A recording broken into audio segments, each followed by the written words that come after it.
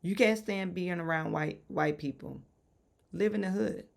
Don't pay the $51,000 a year to go to school. And you know who don't like mixed girls? Black people. Hello everyone, welcome back to my channel. In this video, we're going to talk about another not so there crazy person, but she's actually a billionaire's daughter. One of my videos I did talk about it doesn't matter what type of resources you have available to yourself. You cannot change the mental capacity of a person. You cannot change the mental beingness of a person, if that's a word. They actually have to get professional help, like seeing psychologists, seeing a psychiatrist to kind of talk through their problems and work through their problems, because money doesn't mask the problem. Money only amplifies the problem of their mental state. We allow people to say what they feel, and they should be able to say what they feel. But this particular young lady, she's really saying what she feels. She hates her dad, and she hates all white people. But she doesn't say the fact that she's white too. I mean, you're 50% white, probably more. We don't know her mama, but her dad is white, so we know she's at least 50% white. So take a look.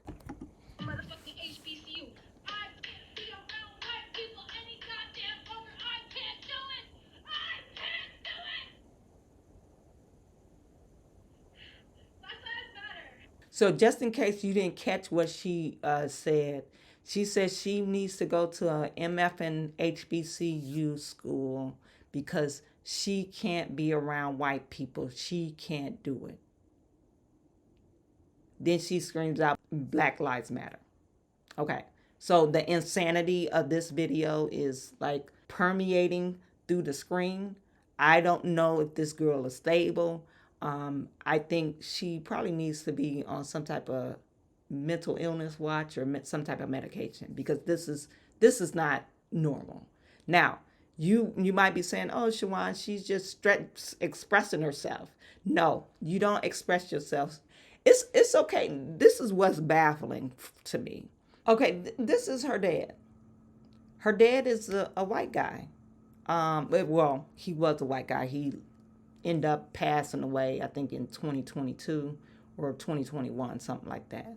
She blasted her own father, trashed him at a funeral, because she's saying that her dad was a racist, misogynistic, xenophobic, Donald Trump supporter.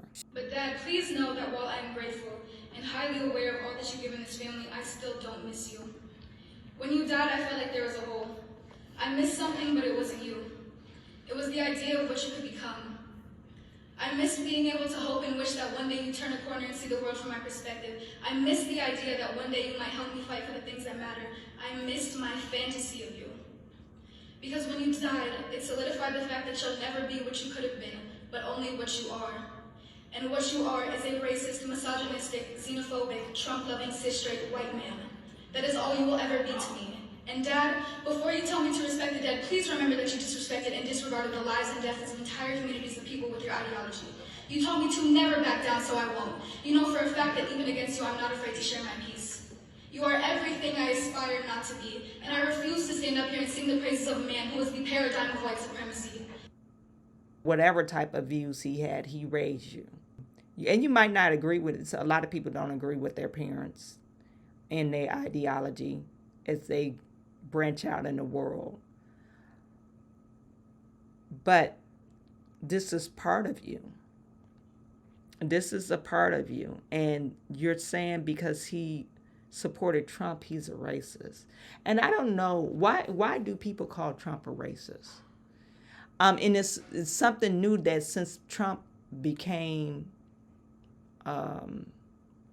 or started running for president back in 2016, all of a sudden he's a racist?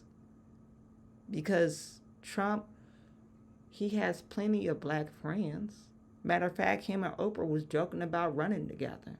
No, they called him a racist because they wouldn't, and I believe Trump was trying to run Democratic.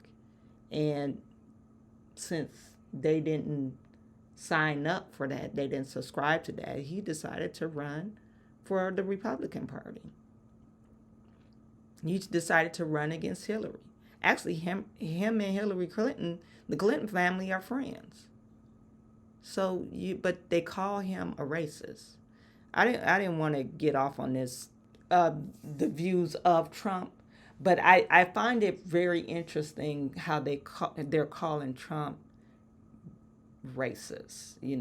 I just really find, and maybe because Trump, he talks a lot of stuff, in some of the past remarks, but since the 80s, Trump's been always popular, and no one, he's had tons of black people around him, black friends. So I think it's very odd to say that he's a racist.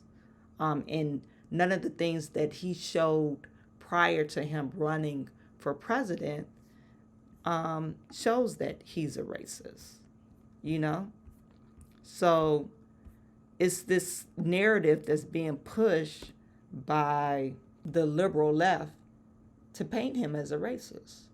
And people, instead of looking up his history and knowing what Trump has done for the black community, and just having friends that were black, to just call him a racist is just really ludicrous to me.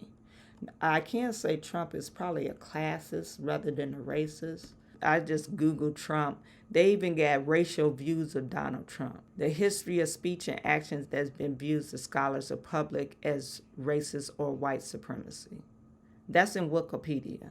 You being black, and if you're conservative, and I wouldn't call myself a Republican or anything like that, but if you have conservative views, and a lot of times your viewpoints agree with the Republican Party, not necessarily Democrat Party, you get ostracized in the community, and then they make hit pieces about you, about, oh, you're a coon, you're the token black guy or token black girl, or they're using you. And that's the main thing that I do not like. They like to use the word or. Oh, and they're using you. Like, you don't have the wherewithal to know if a person using you. How about I just like the views and what they're standing for? No, the Democratic Party is using black people. And actually, they're about to throw you guys away. You no longer matter, because that's why they have this open border policy, so they don't have to depend on you no more. Because now black people are starting to wake up. They're starting to realize, oh, the Democratic Party is probably not for the black people. They're just for the vote, So now you're going to have all these, a mass wave of immigrants, more likely probably will be voting Democrat, because they're going to realize that they're going to relate how I got in this country and who was in power then. And don't be surprised when you see laws or bills that's put in place, or they're trying to put in place, to let people that's even here, not necessarily citizens, to let them vote. That's why they're trying to push, oh, you can vote without an ID. Because if I could vote without an ID or identification, anybody could vote. You don't have to be a citizen. Like I said, this young lady, she's not operating in a sound mind. Someone to openly express that they can't be around white people. You're doing the very same. If your dad was a racist, you're doing the same thing that your father is doing, because you can't stand to be around white people. It's just such a bane to your existence. And quite frankly, it's ludicrous, because you're white. You might not want to hear it, but that's what you are. You're white and you're black. You're 50-50. Okay? So, you can't stand being around white people. Live in the hood. Don't pay the $51,000 a year to go to school.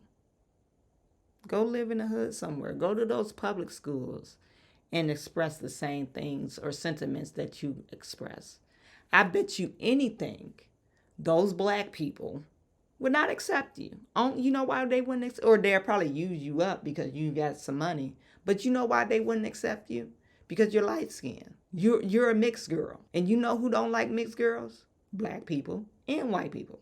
So you need to stop all this nonsense saying, "Hey, you can't stand being around white people." It's just totally ludicrous to me. Okay, so put in the comment section. Let me know what you think. I am sending all my good to you. I will talk to you soon.